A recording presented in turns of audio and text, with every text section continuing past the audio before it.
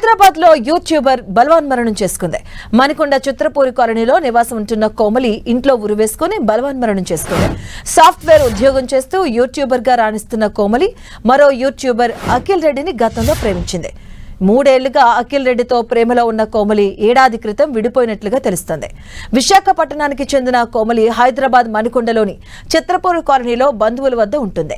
విశాఖపట్నానికి చెందిన software engineer YouTuber Nikhil రెడ్డిని ఆమె ప్రేమిస్తుంది.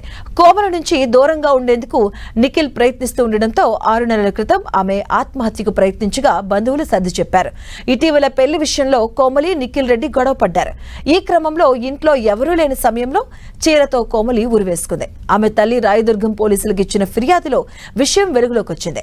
దీనిపై పోలీసులు కేసు నమోదు చేసి దర్యాప్తు చేపట్టారు.